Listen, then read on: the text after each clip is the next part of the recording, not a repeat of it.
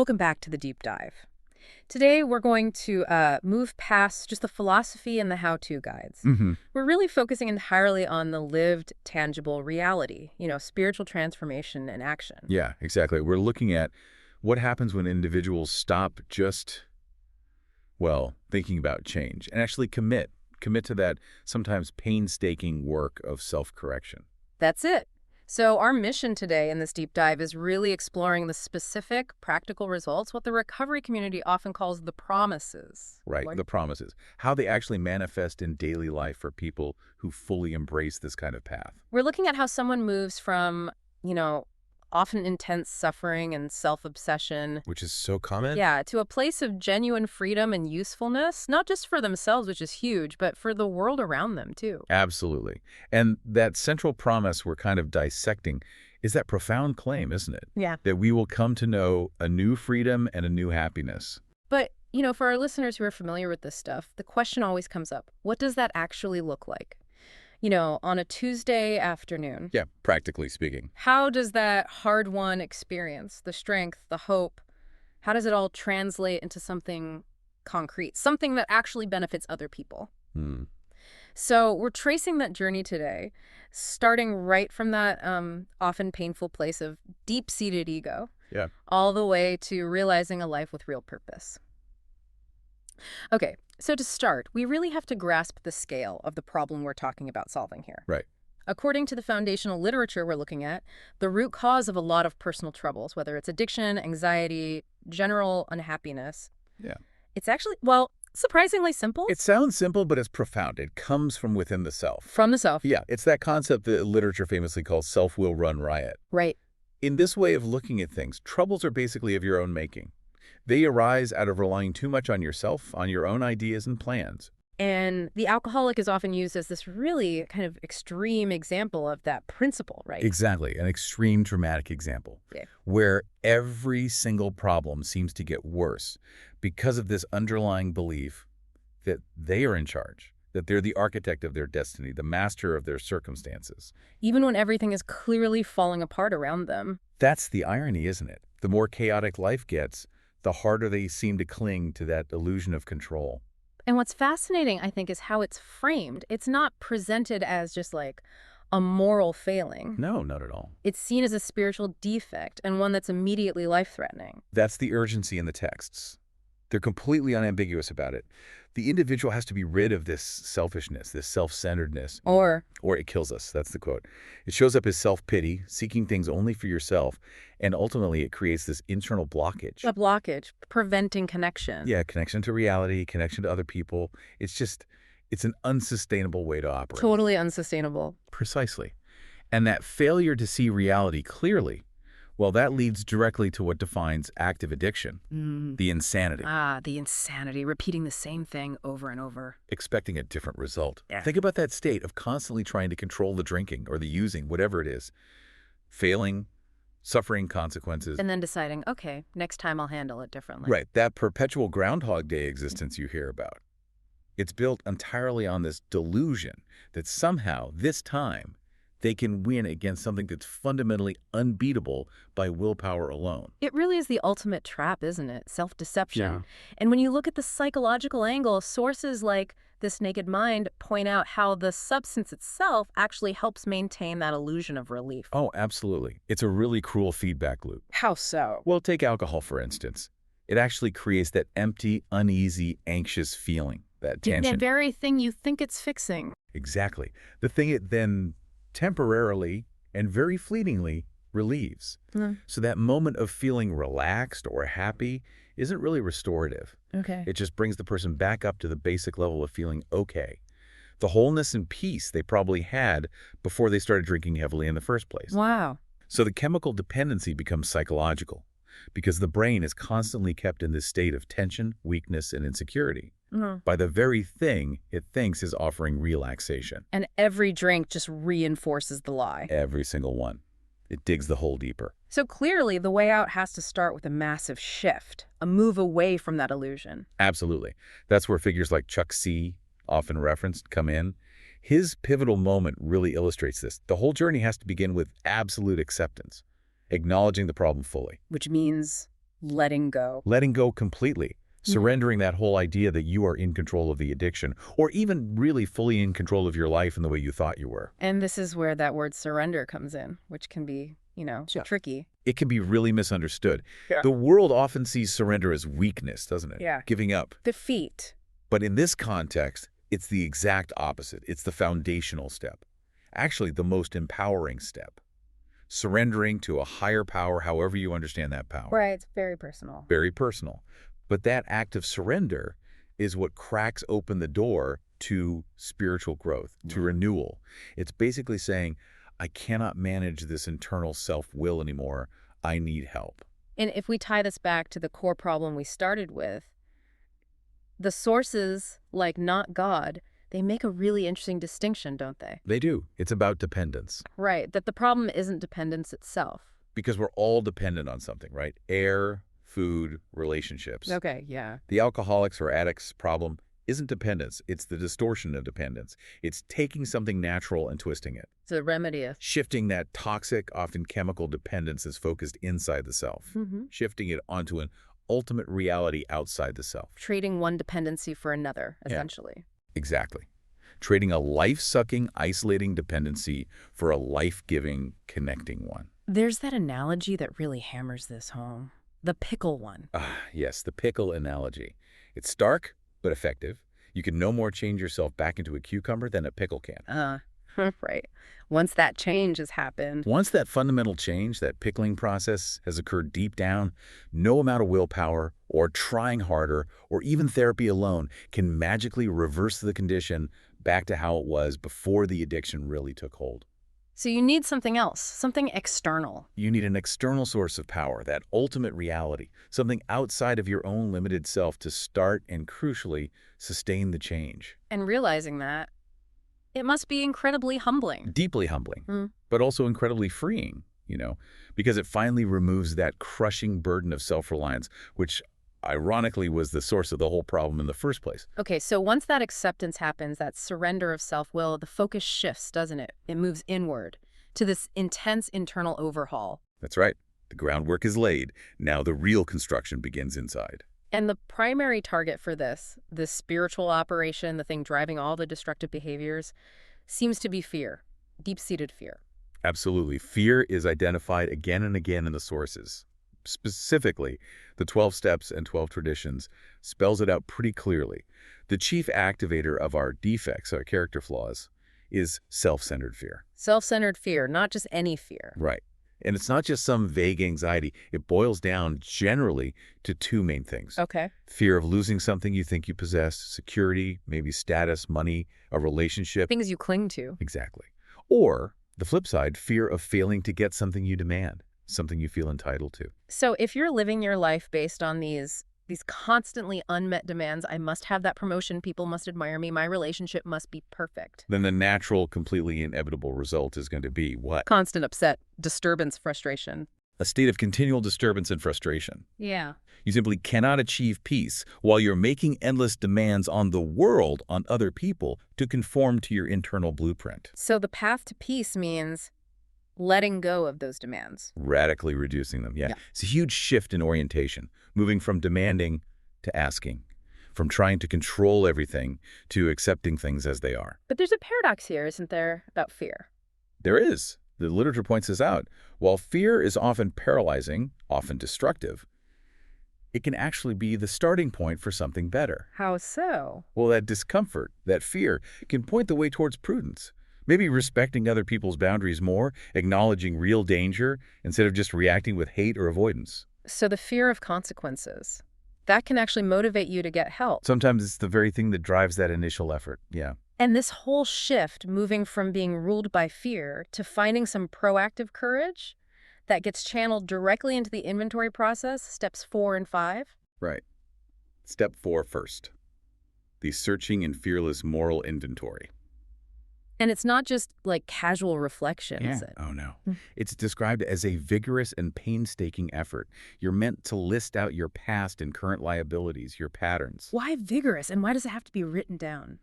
Seems intense. Well, the writing part is key. It stops you from deceiving yourself, from rationalizing or mentally editing your history, which we're all pretty good at. You need to see the patterns of your behavior, your thinking, laid out right there, starkly, undeniably, because the goal is moving towards correction. Right. But you can't correct what you haven't really identified and, in a way, quantified. You're looking at where your self-will smashed into other people, usually driven by those fears we just talked about. That definitely sets the stage for step 5, where I imagine the fear really ramps up. Oh, yeah. Step 5, admitting the exact nature of those wrongs to God, as you understand God, to yourself, and, crucially, to another human being. Just thinking about that, you look at what you've written in step 4, all that stuff, and you might feel absolutely convinced that if anyone else knew the full truth, you'd be humiliated, rejected, judged forever. Totally. Sharing that inventory can feel like exposing every single secret, every shame you've ever carried. It seems impossible. And that fear is real. Very real. And the source material acknowledges that. A Woman's Way Through the 12 Steps, for example, makes a really important point here. Which is? That for women who are often, socially conditioned to be overly self-critical, to internalize blame for everything, the inventory has to be approached carefully. If you only use it to relentlessly hunt for defects without also acknowledging strengths or maybe external factors that played a role. It just reinforces the shame. Exactly. It can deepen the existing shame, which is completely counterproductive to actual recovery and healing. So the goal isn't self-flagellation then? It's not about beating yourself up endlessly? Not at all. Actually, when it's done correctly, this process, as agonizing as it can feel, achieves the opposite of humiliation. Really? It increases self-awareness, fosters genuine self-honesty, and perhaps surprisingly, it starts to rebuild self-respect. Even with all that stuff laid bare? Yes, because you've faced it. It leads to a deeper, kind of non-negotiable self-acceptance, regardless of what the past held. You're owning it. Can you give a practical example? Like, how does someone even start identifying resentments in step 4? Yeah, there's some good practical advice. One approach is simple. List anyone who causes that knot in your gut. You know that feeling? Yeah, that physical tension. That specific physical tension of unresolved anger or fear. Then you ruthlessly try to link that feeling back to a core motivating fear. Like? Is it fear of conflict? Fear of being abandoned? Fear of financial insecurity? What's underneath the anger? The inventory forces those toxic grudges, that emotional discomfort, out into the light. Because those grudges are like fuel. They're the psychological kindling. They make you want to escape again through drinking, drugging, whatever the addiction is. And the immediate payoff for all this brutal self-honesty. Forgiveness. That's the stunning, almost immediate spiritual benefit. It's only when you really resolve to tackle step 5, to shed the secrets and the shame by sharing them, that you inwardly know you're truly able to receive forgiveness. And receiving it, that's the catalyst. That makes it possible to genuinely extend forgiveness to others, no matter how deeply you felt they wronged you. So that internal house cleaning clears the path for action, making amends in step 8. Exactly. And here's where that nuance of shared responsibility comes in again, especially noted in literature focusing on women's recovery. Okay. While the core of the steps is always owning our part, step 8 isn't about totally erasing the past or pretending others did nothing wrong. It's not about taking all the blame. No. It means remembering, maybe naming the past events factually, and yes, holding others accountable for their actions too. But without falling back into that trap of just pointing fingers. It's about creating clean, healthy boundaries moving forward. But the main focus still stays on our behavior, our side of the street. Squarely on our behavior. The commitment to making amends, even the really hard ones. The ones approached with extreme caution. Like involving money or maybe even legal risks. Yes, like potential financial restitution or even situations risking jail time. That willingness is the core demonstration of being ready to go to any lengths for change. And you probably need guidance for that stuff. Absolutely critical. The process requires careful, guided resolution, usually from a sponsor or mentor, because, as one source cautions, you cannot trust your own. Crazy old cause all these problems in the first place brain to figure out how to make things right. Yeah, that brain isn't objective. Not at all. It's still inherently self-serving, even if you're trying to do good. You need outside perspective. And all this work, it leads to something maybe unexpected, not just happiness, but usefulness. Yes, that's presented as the ultimate aspiration, and it's quite counterintuitive for our happiness-obsessed culture, isn't it? It really is. The goal is usefulness.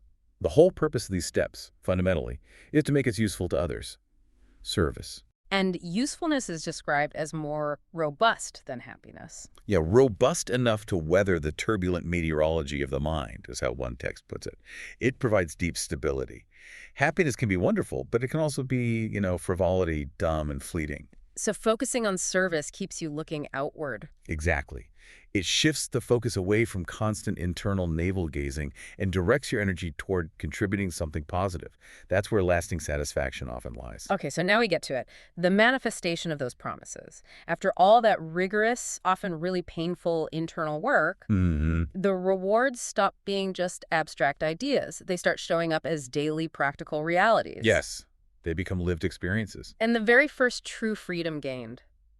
It sounds almost deceptively simple, but it's incredibly profound, isn't it? It is. It's simply the freedom not to have to take a drink or use today, just for today. That one day at a time freedom. That basic daily freedom is the absolute platform, the foundation upon which the entire new life gets built, that new freedom and new happiness that's promised. And looking at long-term experience, this new state grows, right? It includes the freedom to be me. Yes, the freedom to be your best, most authentic, most capable self. The self you maybe always were underneath the addiction, but couldn't access. Shedding that constant performance, that mask you had to wear in active addiction. Exactly. Which directly tackles that huge fear so many people have when they're still struggling. The fear of boredom. Yeah, that pervasive idea that life without the substance, whatever it is going to be a death sentence of boring. But the reality is the opposite. Completely the opposite. As one source, Quit, like a woman, puts it, life without alcohol is where actual living began. Because the old life wasn't really living. It was just existing. Yeah. The constant pursuit of the high, or managing the fallout from it, was actually incredibly redundant. That perpetual Groundhog Day idea again. Right. Every single day was about managing the anxiety from yesterday's drinking or using, figuring out how to get the next one, recovering from the consequences. Rinse and repeat. Utterly exhausting. Once that cycle is broken, there's this massive liberation of mental and emotional energy. It's like getting your brain back. And the structure that recovery provides, paradoxically, it leads to more freedom. It does. It replaces that repetitive, narrow cycle of addiction with, well, almost limitless possibility for growth and engagement with life. And this liberation, you can see it almost immediately, can't you? In terms of emotional balance, serenity. Yes, that's a huge part of it. And recovery involves just as much unlearning as it does learning new things. Unlearning what? Unlearning those unhealthy, maybe generational thought patterns, the catastrophizing, the assuming you know what others are thinking, the all-or-nothing thinking. Just stuff that fueled the anxiety and the need to escape. Precisely. And finding true security not in trying to control every little thing, but in accepting, as one source says, that you are exactly where I am today, just being present. That is the core transformation, isn't it? Moving away from dwelling on the past or worrying about the future. And anchoring yourself firmly in the present moment. That's what leads to that gradual gain in peace of mind and serenity. And this serenity, it's not just like putting on a happy face when things are bad. No, not at all. It's based on a deeper feeling, a sense that fundamentally all is well, even if the surface circumstances are messy or difficult. So it's a kind of spiritual security. I think so. A security that allows you not to be totally thrown off balance by the surface wrongness of things that inevitably happen in life. Life still happens. But serenity isn't passive, right? You don't just sit back and wait for it. Definitely not. It's actively sought. As Courage to Change points out, it requires constantly taking those problems that are just too big for you to handle on your own. And doing what with them? Taking them to your higher power. And this is a really hard part, leaving both the solutions and the timetable to that power. Oof. Relinquishing control over the when and how. That must be tough for someone used to running the show. It's perhaps the hardest part for the former self-will manager. Trusting the process, letting go of the outcome. There's a powerful example of this in the Al-Anon literature, isn't there? About seeing a spouse differently. Yes, a really moving one. A member realizes that all her intense efforts to help or change her suffering alcoholic spouse, they were completely based on her own limited power and, frankly, a lot of self-pity. Then after a moment of genuine humility, a sincere prayer asking for guidance, that long-held resentment, the self-pity about her situation, it just vanished. Instantly. Replaced by genuine compassion for her spouse's struggle, but also for her own part in the dynamic, their shared humanity. The emotional shift was immediate because the blockage or her self-pity was removed by that moment of humility. Wow, that's profound. And this restoration of life, it also includes rebuilding trust, doesn't it? Restoring respect. Yes, and that's often a slow, painstaking process. Yeah. But self-respect and regaining the trust of others. Because the dishonesty and self-centeredness of active addiction, they cause deep wounds. Very deep wounds in families, friendships, professional relationships. And those damages aren't magically fixed with a few apologies or a few weeks of sobriety. No quick fixes. Absolutely not. The sources are really honest about the long road ahead here. One member shared a very stark reality. What was that? It took him a significant amount of time, he said specifically, 3 or 4 years of sobriety, before any of his children even started to indicate that he had recouped even a tiny bit of their respect. 3 or 4 years? Yeah.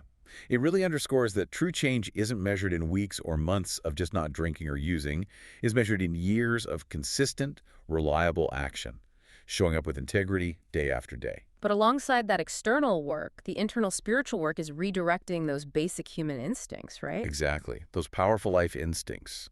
The drive for connection, for security, for intimacy, for success. Yeah. The ones who were maybe once twisted and directed towards destructive, self-serving, or dishonest ends.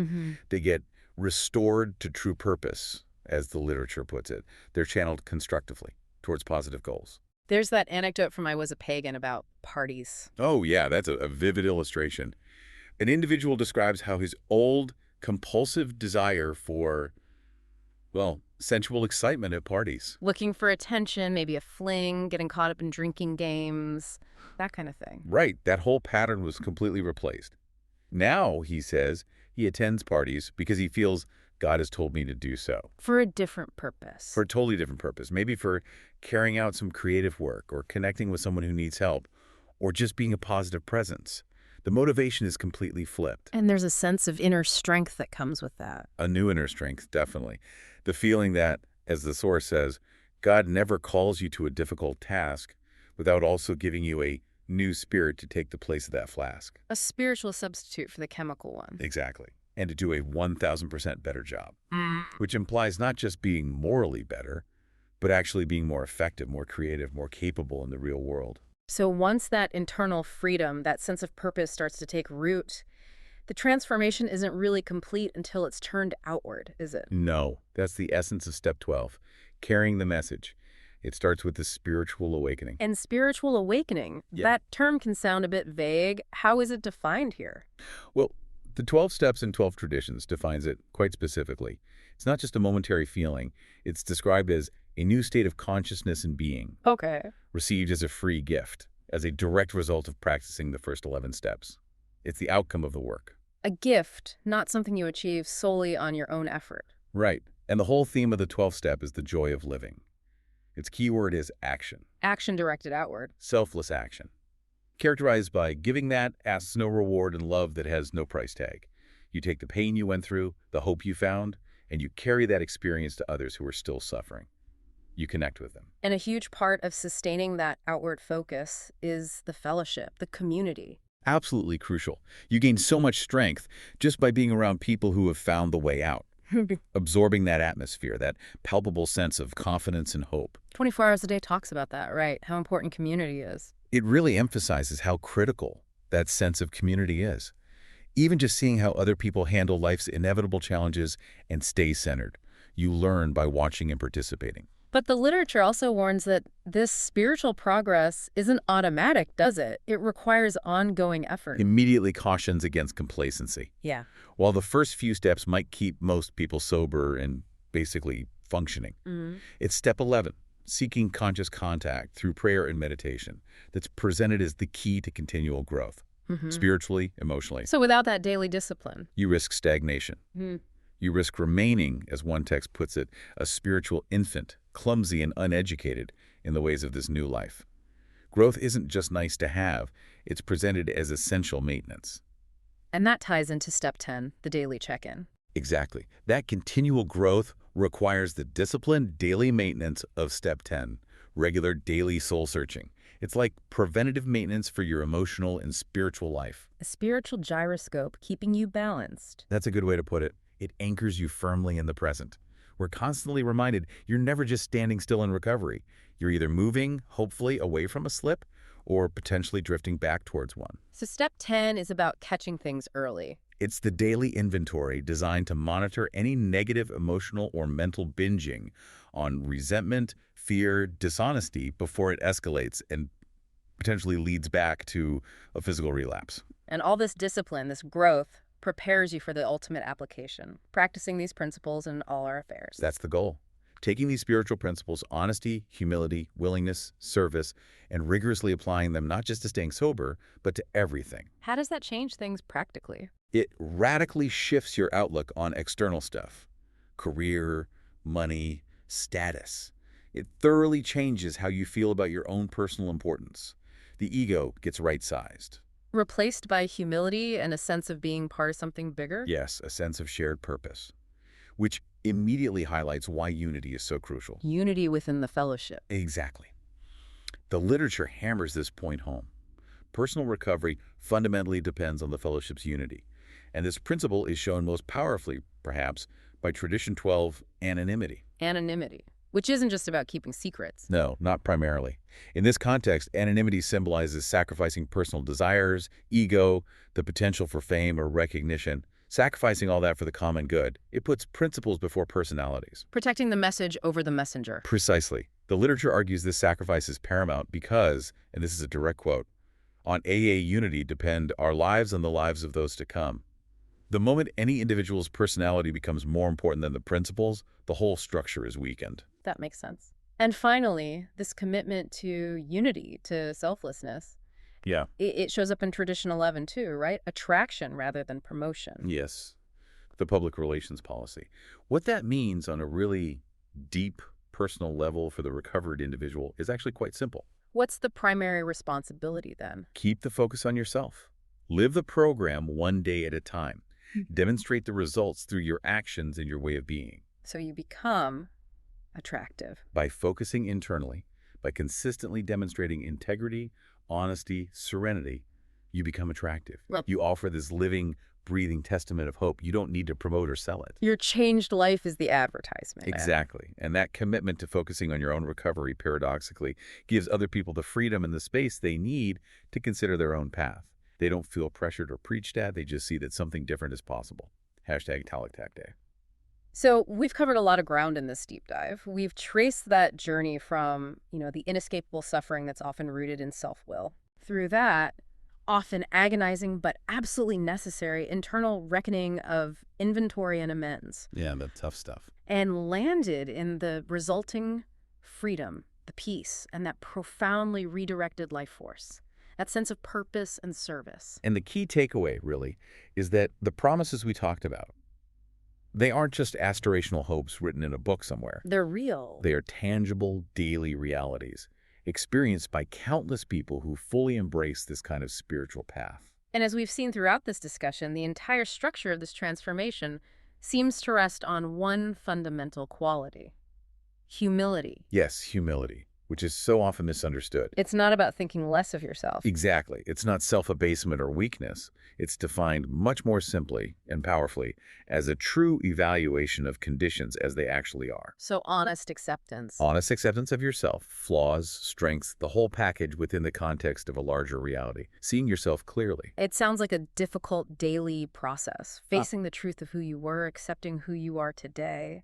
And actively engaging in becoming the person you're capable of being with help. And the ultimate realization, perhaps, of this transformed life, achieved through all that relentless self-examination and service, it isn't just about stopping the destructive behavior, is it? No, it goes deeper. It's about becoming fully present. Yeah. Truly comfortable in your own skin. There's that profound observation. Only people who truly know themselves can be with themselves in solitude. That ability to just be with yourself quietly, contentedly. So maybe we can leave our listeners with a final thought to mull over, a provocative question, perhaps. Okay. If your old life was maybe characterized by constantly avoiding yourself, whether finding noise in crowds or escape through chemicals or just relentless busyness. Always running from silence. Yeah. How can you, maybe starting today, cultivate just a little bit of that solitude, that quiet space, the kind that might lead you to genuinely know and maybe even fully embrace your truer self?